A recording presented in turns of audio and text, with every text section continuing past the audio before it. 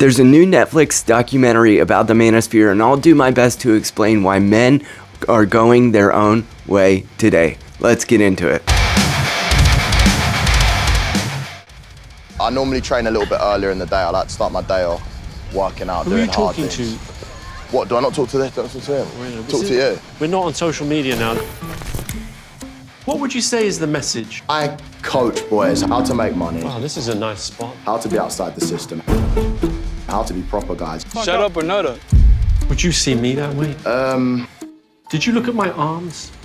What qualifies me to have this conversation is I have been working with men as a therapist for more than 13 years, and I've attempted to help them restore access to their children. And so I know how rigged the system is against men. If you would, please like on the way in. Let's discuss a little bit about why this documentary came out now, and what does it say about the culture being so concerned about the Manosphere. Louis Theroux is a documentarian who has made several documentaries exploring places like people who do spicy work for a living or professional wrestling, and he says that this documentary is actually the final boss of all the projects he's ever worked on. Watch a little bit about what he said on the Chris Williamson Modern Wisdom podcast. I saw my kids were consuming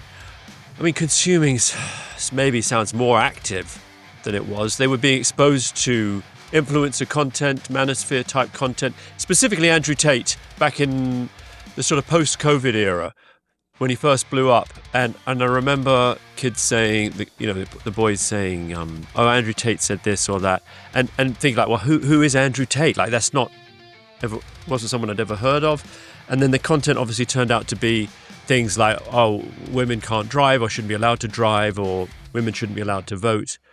And it was hard to, that they were sort of saying like, well, he just says it as a joke. Like, everyone's freaking out about this, but we know what it is. Like, it's clearly clickbait or rage bait, but nevertheless, its level of virality was kind of, it would be too far to say at this stage it was concerning, but it was kind of weird. It was just weird.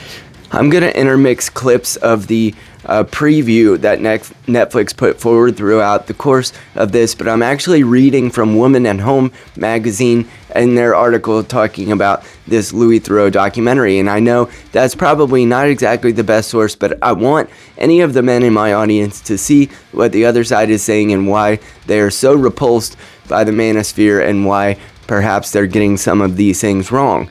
I'm just going to pull to the middle of the article. It says, but he, meaning Andrew Tate, is just the tip of the iceberg when it comes to this male supremacy movement online, and countless more men have jumped on this worrying trend. Inside the Manosphere, Theroux meets a number of influencers who share such content, including Ed Matthews, an Essex TikToker who first gained popularity in 2020. Over the years, he has expressed strong opinions about the oppression of men and how they have become too feminine, as well as horror at the thought of marrying a woman who had multiple partners. Imagine your future wife had 30 men, even like 5 or 7, and I ain't involved, he said. So they're pointing out the hypocrisy in the Manosphere in that they are talking about persistently engaging with women in a spicy way, and then also discounting women who have been involved with too many men in a spicy way. So I guess in a way he's trying to just throw up this dichotomy that you can't necessarily have it both ways, and if you're going to complain about the number of partners that your partner has had, perhaps you cannot play into that same system.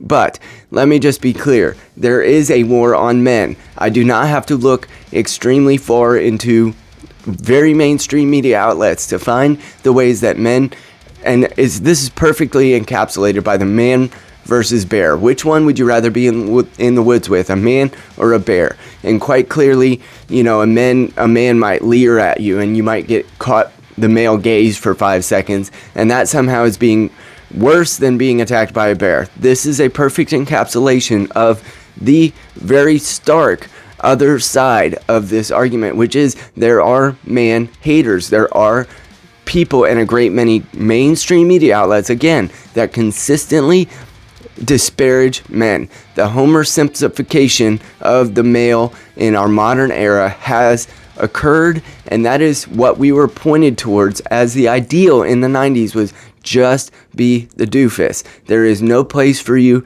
other than to be an unwitting, non-authoritative role in your household, in your families, if you're even allowed to have a family. Reading back from the article, he even films himself insulting women. They're talking about the Essex guy in a tactic known as negging, where backhanded compliments are used to undermine a woman's confidence. That's like straight from the Peacocking Handbook, whatever that guy, the pickup artist guy. It's shocking viewing, and their extremist views on male entitlement and hostility towards women are repulsive. Parents are worried not just for their daughters, but for their sons, and rightly so. The influence of figures like Tate is now being reflected in popular culture. Last year, the drama Adolescence sent a strong message. By the way, the message was that white young men, are going to freak out and, commit violence against young women who perhaps did or did not earn it or deserve it or egg it on. And so there is like this perception that a lot of the Manosphere stuff is a white man problem. But let me be clear, most of the men who are the bigger creators in this space are either atheists or Muslim, and they appeal much more to that audience, the side of the audience that is not necessarily, I think they've done polling in Great Britain and said that, like, broken down by race, the white men are much less likely to give Andrew Tate flowers. And quite frankly, I think Andrew Tate is a little tired. I'm sure that his brand still has a lot of views, and I'm sure that he still has considerable influence, but there are times when Andrew Tate gets the problem correct. Men are being discounted and marginalized in society. True. You want to know how I know that? Because I've worked with men to try to restore access to their children, even when they barely had there was any premise for the case in the first place, and men can take years, restore everything that's good, true, and beautiful about their lives other than access to their children, go back to the courts, and still be denied, and still be declined from being able to even have visitation with their children. I have seen that firsthand. Julia Summers, a counselor at Haven Therapy, here we go, I'm a therapist, this will probably be rich, specializes in unhealthy and toxic relationships. She ought to look at the relationship between the modern feminist movement and mankind. She knows how dangerous this mindset can be for impressionable youths, but warns parents not to be afraid of confronting conversations head on. This is a quote, when I asked my 14-year-old son if he knew who Andrew Tate was, he said he thought he was cool and that lots of boys at school thought the same, she explains. But when we talked, he realized he didn't actually know much about him or the messages he promotes. The fact is, this isn't a case of it couldn't happen to my child, nor is it just one section of society. These views could seep into anyone's mind, and no child is immune from this influence. So how do we mitigate this risk? I'll tell you how you can mitigate the risk. Make men equal in your eyes in society once again. Stop giving paramount opportunities to one gender and not to the other, and allow men equality in places like child custody court. That would go a long way, and in divorces too, by the way. That would go a long way. But the biblical precedent for how a man is supposed to operate in their relationships to women is that they would be a positive influence, that they would submit themselves to Christ, and then the wife would submit themselves unto the leadership of the man. Because if the man is submitting himself unto Christ, then that will be a positive influence. And even if he's sometimes wrong, because he won't be perfect, he will have the desire to repent, admit when he's wrong, admit when things aren't going the way that they should, but his leadership would be respected because he ultimately has the best interest of the family at heart. So would the wife, of course, but the man is going to be called to protect and provide for that family, and so his voice gets a little bit more authority when it's necessary. But I work in hand in glove with my wife in major decisions in our family. But I can tell you a couple that I just had to pull the trigger because she is less likely to be taking risks, major risks. And so when we moved to the country in order to start to raise chickens and raise our own food and buy a new home, that was a choice that I said, let's do it. After 2020, COVID looked bad. The grocery stores looked bad. Let's go raise our own food. Those kinds of things are necessarily made by somebody who is less risk averse, less more willing to step out in faith and see if we can roll the dice and get like multiples better outcomes for our family if we take a risk. That is necessarily the role of a man. His appeal has proved irresistible to hordes of young fans. 15 is probably like your main demographic. No, it isn't. They hear that content, they think it's acceptable. Fuck the woman! Fuck the woman! What? What have I done? I'm doing it for money. I don't care about... The morality of it. I'm not living for other people. I'm living for myself. Here's where this magazine gets it exactly right, and I'm going to tell you why it's also exactly wrong at the same time. They say, the need to belong is very powerful, and the Manosphere appears to provide a community of role models who look confident and successful and as if they're winning. With influencers boarding their private jets and posing with fast cars, it's easy to allure and to be inspired by the lifestyle. They're right. People have a desire to belong. And yes, the Manosphere does a good job marketing themselves. However, the reason why young men are running to these influencers with their need to belong is because they have been cast out of everywhere else. If you stop stiff-arming men and you let them back into the tribe, perhaps they wouldn't need such belonging and they wouldn't go towards people that you're so abhorred by. He doesn't talk to women. We don't cross into each other's lane. Stings, huh? You seem upset by it. You seem upset by it. Do you consider yourself a misogynist? I love women and I actually understand them. You think you know better than they do? They want a guy that can lead them and dominate them. Got anything to say to the live, Thoreau? Not really. Do you think Satanists are running the world? Absolutely. They talk about misinformation on the internet. This is what they're talking about.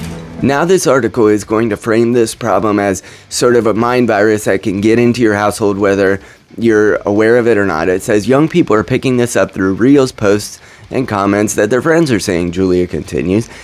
That is often how influence starts. If we don't open up these conversations, our young people may become curious and risk going down a rabbit hole. Julia Summers is a counselor specializing in unhealthy relationships and says parents have the right to be concerned. Teachers are reporting an increase in sexist attitudes and language in schools, which is being linked to online culture. Meanwhile, we know 98% of adults prosecuted for spicy offenses are men, and reports of non-contact spiciness offenses are up, like taking videos of people unwittingly. So, let me just draw a line of demarcation here. If you believe that the biblical standard for what a marriage and a relationship should look like is oppressive, then we have no common ground to stand on because we cannot agree on the definitions here. What you're defining as being a toxic mentality among men is probably quite simply mirroring or at least adjacent to what a biblical worldview looks like. And so I'm going to disagree on the definition here. Now, of course, taking advantage of women, let's look at the gangs of people doing that in Great Britain, and you tell me which culture that's coming from, because it's not the Manosphere guys that are not in total, that are out in the streets doing those kinds of things to young women in Great Britain.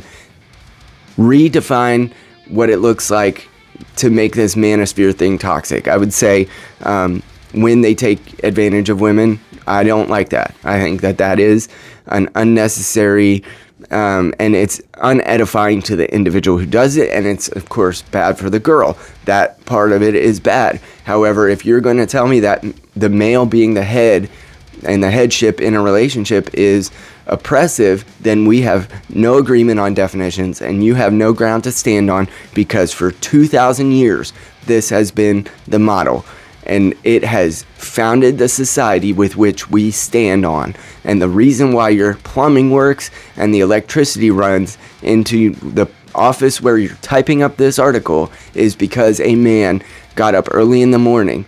He engineered that idea. He put it into place and he continues to maintain it. So do not put men on the back burner. They do deserve the headship of their household, not just because the Bible says it, but also because they founded the society and civilization that you are loving, or at least that you think you're being oppressed in.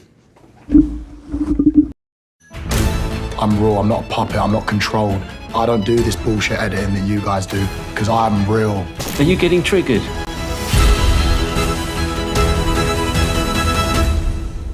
Okay, so do I think that this Louis Theroux Manosphere documentary is necessarily all bad? I don't know.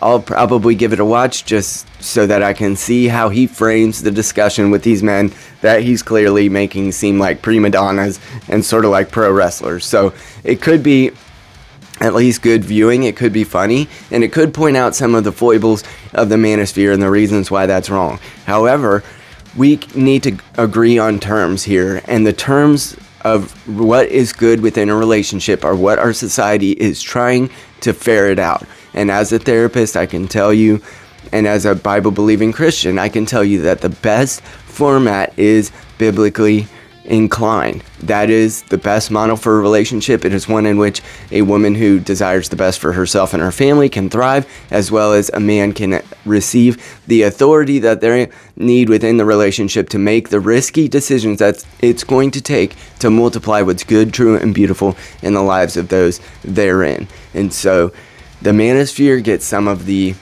prescriptive problem right, and they get some of the actions necessary to solve the problem extremely wrong.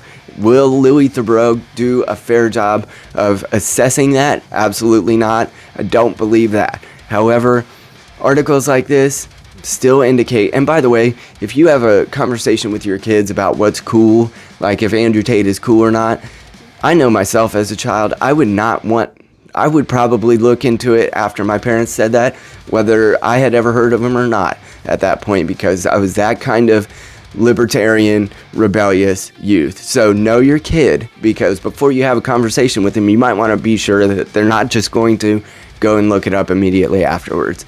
If you would like to look up someone who is promoting a future of faith, fatherhood, and freedom after this, I would love your subscription. Have a great day.